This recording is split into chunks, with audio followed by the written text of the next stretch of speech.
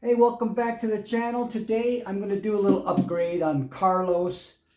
And I've had Carlos since I had to go and look. I've had Carlos for 5 years now. I got him in May 2020. And it's a Carlo Robelli UAS-920F. And it's made, well, Carlo Robelli was Sam Ash's house brand guitar. But these particular ones and some other Carlo Robelli guitars were made in Korea at the Peerless factory, which is a pretty cool place to have your guitar made. So the whole idea with this guitar was to, well, when it came, it was a jazz guitar. It had this little silly jazz pickup that was mounted, had the little mounts on both sides of the neck here. And the pick guard had a volume and a tone. So basically, whenever you strummed, you were hitting one of them. Well, it only had the volume one. Somebody took off the tone one, and I think moved it a bit out of the way. But I didn't want any of that. I wanted to make it into kind of like a Gretsch hot rod, right? And it's fully hollow. And when I did it, I tried to do it as cheaply as I could. I got these Epiphone Pro Bucker pickups with a harness and everything. And everything else is stock. Even look at this bridge. I did pin the bridge down so it can't move around. There's nothing worse than a bridge that moves around for me. And I put jumbo frets in it. I didn't replace the nut. The nut is, well, I think I might have because it's a Tusk nut, but it's got a shim in it. And I think today I'd like to lose the shim because this guitar, I mean, if for anybody that's ever watched this channel, a lot of guitars have come through since him from the last 5 years. And guitars that, like, $1,200 guitars, whatever. This one always is the best playing of all of them. Like of all the guitars I've had in the last 5 years or so, maybe not someone else, but me personally, I can play best on this guitar. It's got these Jescar jumbo frets. It's got this awesome little maple neck, a little bit of a V. It feels just like a Gretsch to me. It feels just like a Gretsch. So everything other than the pickups, the electronics, is stock and the Tusk nut. But today I'm going to put a bone nut on it. I think it's time. I did try to redo put a wrap on the top yesterday. I'll include that footage after this if you want to watch it. And it just didn't work. It was this matte orange, and the color just wouldn't. It just didn't. It wasn't good enough, so I took it off. That's the nice thing about wrapping a guitar. That's, you can always take it off if you want. Frankie, my ES335 Epiphone that I recently sold. I had that guitar for a few years. I did a wrap on it, and it was awesome. It looked beautiful. I kind of miss that guitar. It looks beautiful.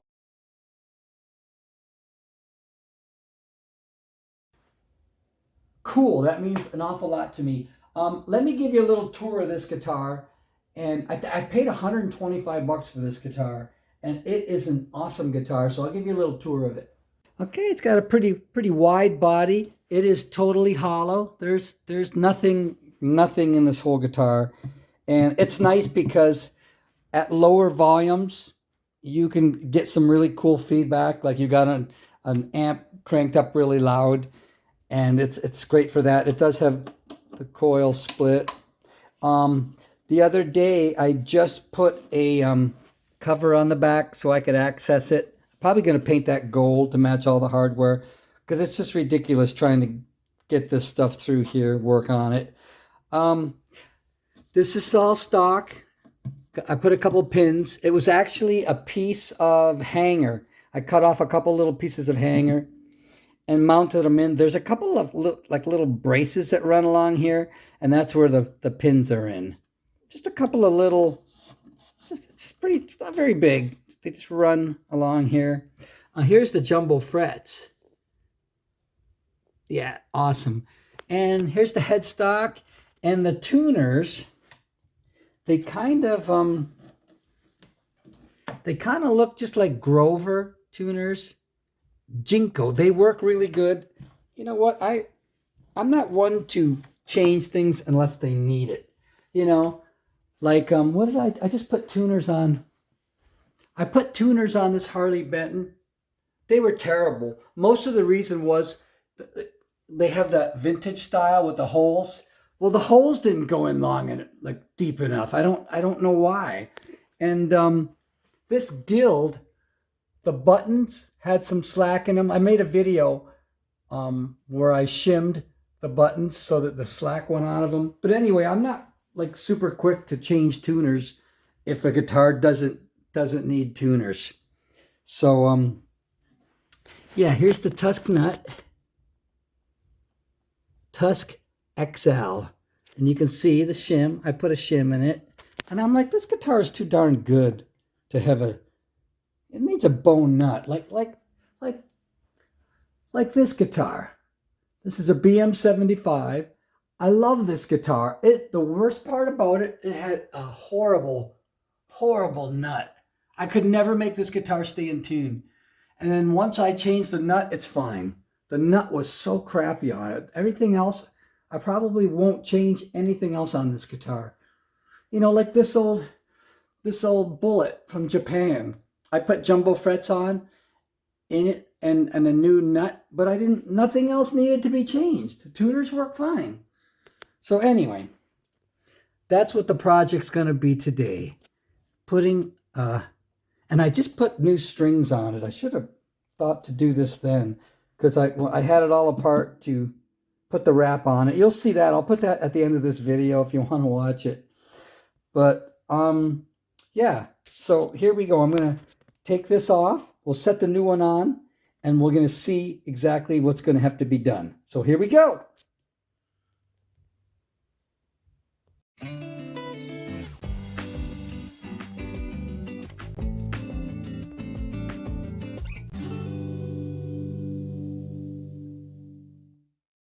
Okay, so I've decided what I'm going to do is use a little bit of my bone dust I have, and I'm going to put some bone dust. I've cleaned it. I used a little 220 just to scratch it up. I'm going to drop a little layer across there, and once it hardens, I'll be able to sand the bottom of it so it conforms to the end of the fretboard too. So here we go. I decided not to use baking soda. Whoa, come on now. Say hello to my little friend. So get some in here. It doesn't need much. But I do want to be able to like shape this bottom to fit in here. So we'll use the old shim to just kind of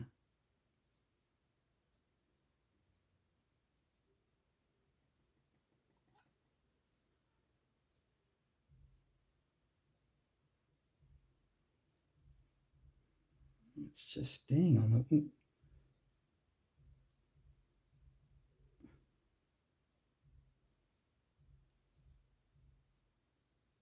I'm having trouble getting it to lay flat. I think there's too much down here.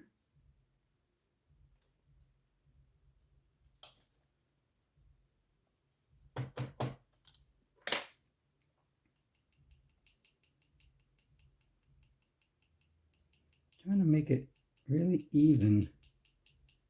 Oh, that's probably about it right there.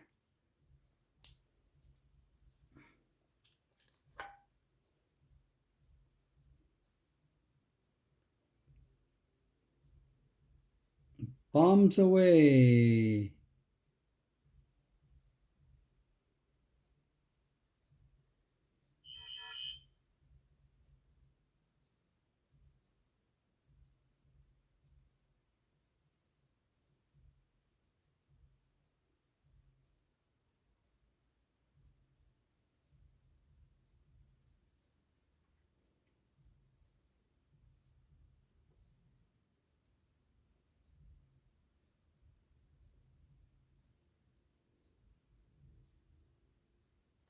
All right. Woo.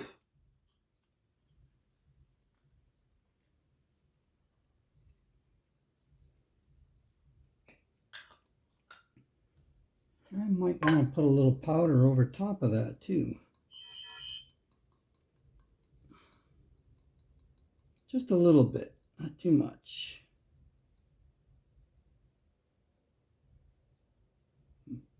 McFly's Meth Lab.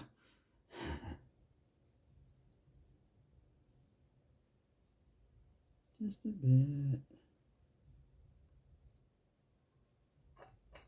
All right, we'll let that dry out and we'll see what we got to work with here.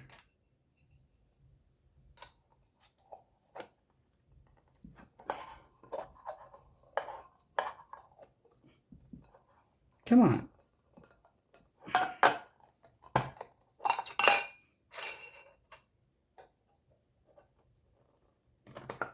All right. I'll just set these two things.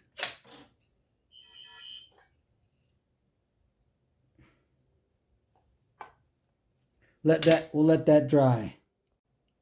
Okay, you can see this ugly thing is built up a bit, and I'm going to take some 150 and just do the very first bit of it because it only needs a tiny bit.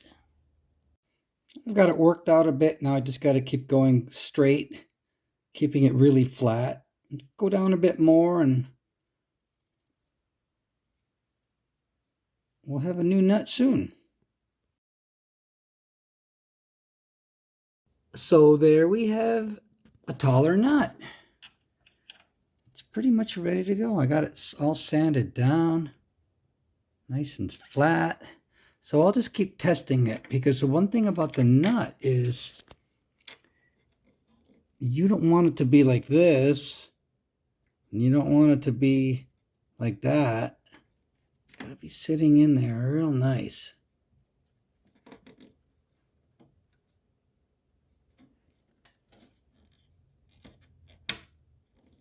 That's pretty good. That's pretty flush.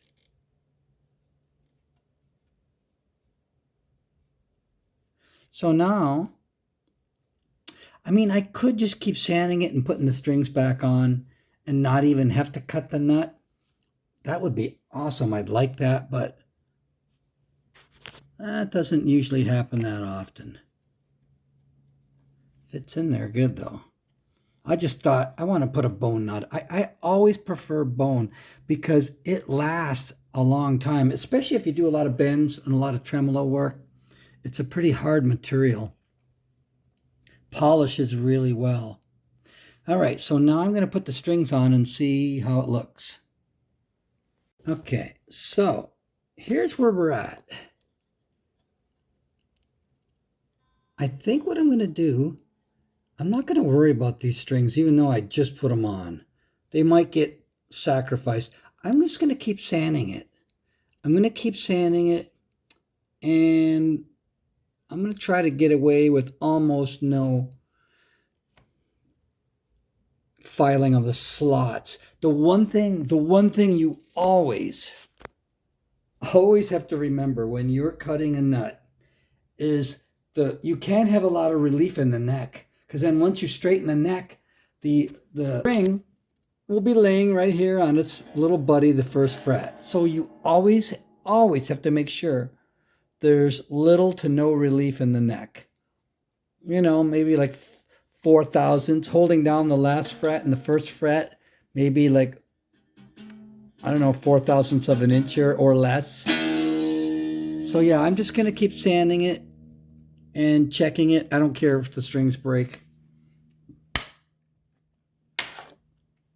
It's $7-8 I won't worry about. Okay, it's getting a little closer. I think I'm going to measure it before I go on. Okay, I am going to take this nut out and lubricate it. Seemed a little tight. I can't remember the last time I adjusted this truss rod. But I'm here, and I'm going to just lube it up. Well, here it is, and I'm just going to Get a little grease in there.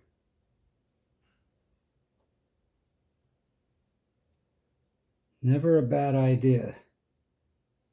And I'll put a little grease on here, on the face of it. That's it. And I'm going to throw her right back in. Ooh.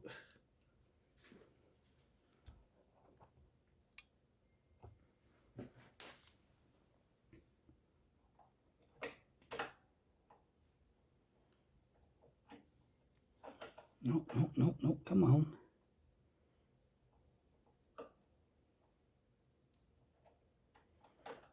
Oh, I'm going to need something like this here to hold it in. Get her started. There we go.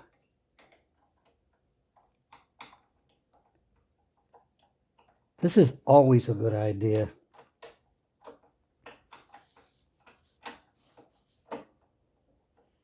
Lubricating that nut on the truss rod. It'll take a while to move this back into position now.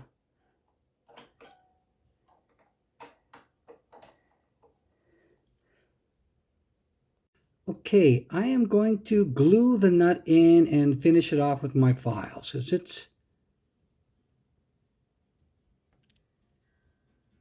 it's good. I got the nut in there. It took a little more pressure than I don't remember adjusting this truss rod in the however many years I've had this guitar. I have never played the guitar and thought, oh, it needs a truss rod adjustment. So it took a little more turning than I thought, but nothing too bad. Okay, so now we'll get the glue. We'll glue this on, and we're good. Now I'm going to have the bone nut, and yeah, I mean, look at this guitar. It's still got all the old stuff on it. The bridge, I never changed that. I didn't change the tuners. You know, the frets, obviously, and the pickups and that, but see, it had this decal on there that was perfect. You can see, there's like an outline of it there? I'm going to have to find a new decal for it. It needs like one old hot rod decal or something. Anyway, let's get back to this. Let's get this over with.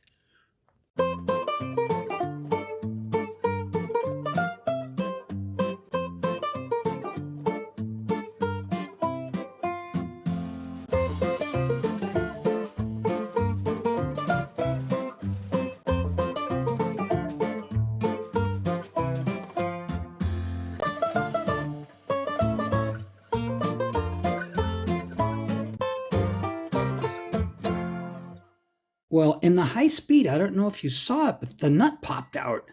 It got a little glue on here, so I quickly wiped it with an alcohol wipe. So there it is, built from the bottom. I might be able to shave a little bit of that off. Where's my finger? I might be able to shave a little bit of that line off, or not care about it. It's fine. It fit. The nut itself is a perfect fit. It's the same nut, the same bone nut I put in this guitar, which I absolutely love. I love that guitar.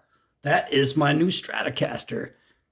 You know, speaking of the BM75 by Harley Benton, I like it better than Brian May's guitar that's like $900, because his guitar has this ridiculously wide neck, ridiculously thick neck, 36 thousandths of an inch tall frets. These were like 57 or 8. And a 0 fret. So I sent them a message. Brian May, I sent them a message, and I'm like, why don't you make a modern BM, like Brian May guitar, a modern version for people? I mean, keep all your electronic stuff, but some of that other stuff, I mean, obviously he didn't build the guitar properly the first time. At least, I mean, sound-wise, yeah, but not play-wise. Who wants a neck that... The neck is so wide and so thick. It's just not very friendly. Even Steve Vai said it was really hard to play. But anyway, it's the same nut that went up into there. That's what I used on here. I I can't remember where I bought it from. Where did I buy it from? Those are the specs of it. Anyway, I'm looking forward to getting this done.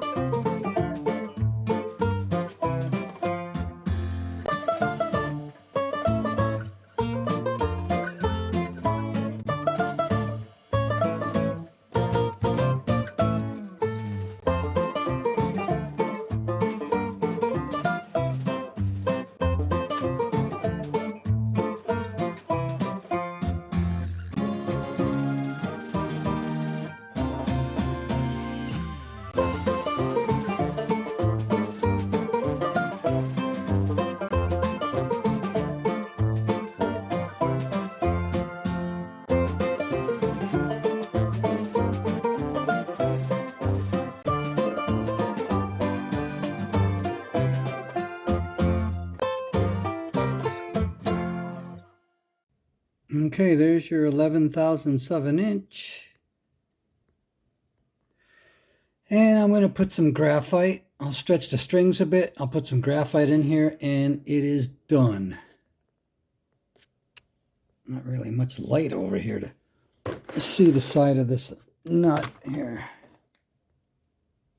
There it is. All is good with Carlos. Can't imagine why I named him Carlos. So I'm going to drop a little bit of graphite in there. And if you want, you can watch the video where I try to put a wrap on the top. And I just didn't seem to match it.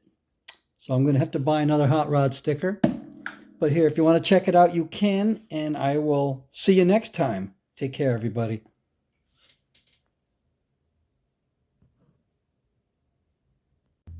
Okay, so the next step is getting Carlos ready to get his new vinyl top. I had to redo this. This is the same contraption I used on Frank when I gave him a vinyl top. So you can see, once the vinyl's on, I just go around and it'll automatically trim it. So we'll get this taken apart, get this decal off, and get it ready for its new look.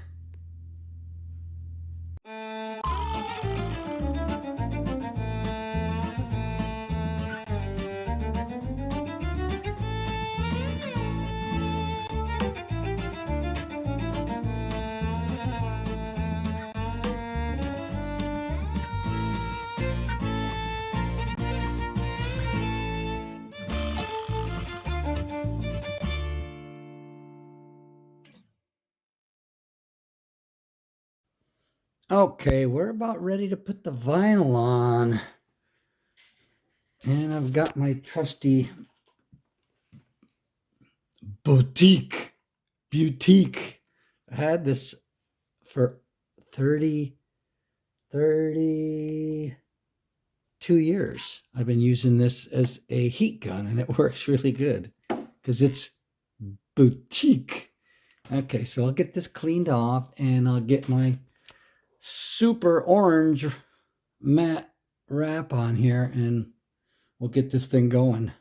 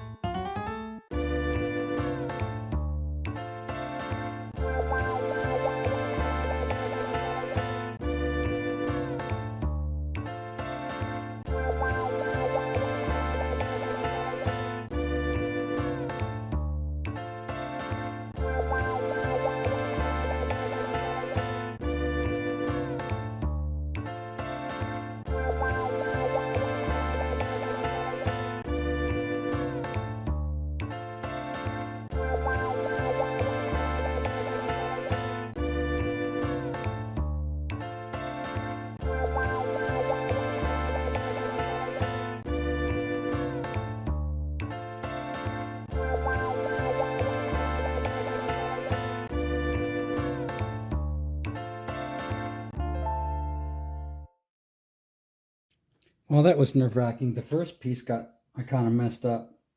So now I'm going to take my special cutter and go around the edge. And yeah.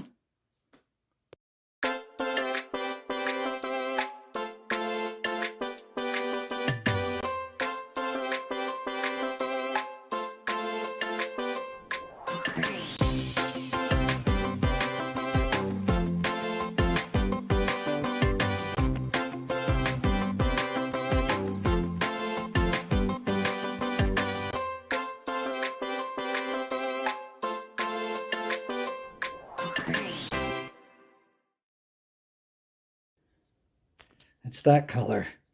See? But I don't know, maybe it's the lighting I have.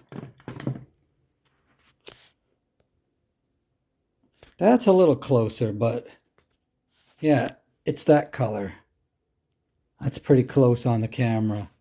But this, it looks totally different here. Let me see if I can...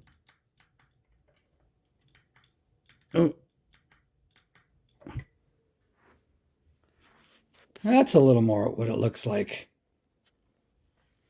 Yeah, it came out okay. It went doing some of these tight corners. Instead of it cutting, it was like cracking. I don't think it... See how it's like that? But, I mean, at a little bit of a distance, all is forgiven. I've decided I'm pulling this off and leaving it original. It just doesn't... It doesn't work.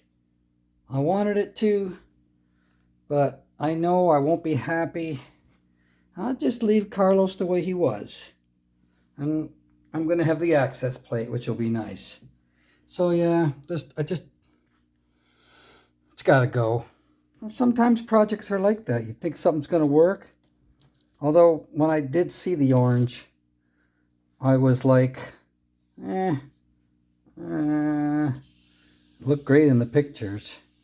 And it looks cool on film, but it doesn't match. It matches more, I shouldn't say on film, on camera. It just looks horrid to me, so she coming off. Oh well, the pots got cleaned. I made the access plate. And maybe I'll put some lemon oil on here and just restring it.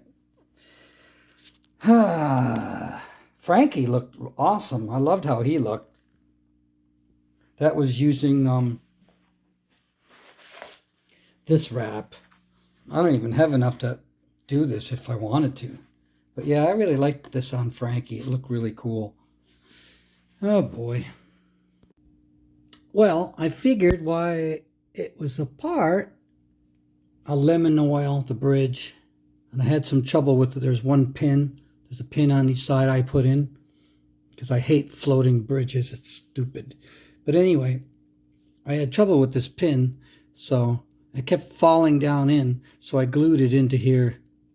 And I just lemon oiled the fretboard. I'll clean it up a little bit. And we'll throw some new strings on. And I'll put my new back plate on. Yeah, it's too bad that didn't work. It just...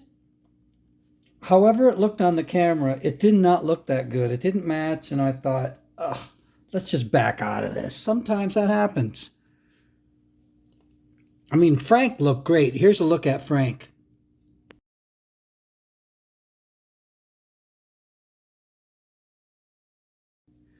But old Carlos, and now that decal, got a mark there. I took the decal off. Old Carlos just wasn't having that orange top.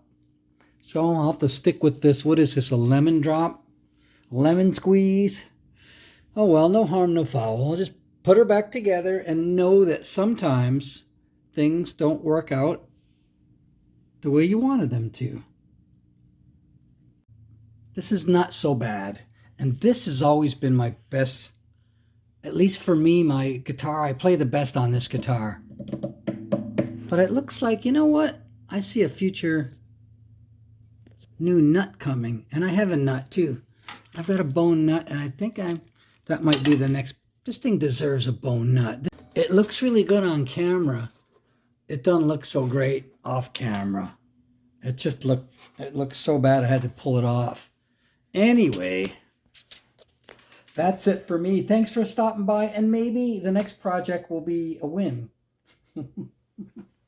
Like when I did Frank. Frank looked so good. This looked so great. I was hoping that this would, do something for this guitar. Kind of like man it up a little bit. Maybe make it look like a hot rod Gretsch or something. Now I can see where that decal was. Anyway, no harm, no foul. I will see you next time. Take care.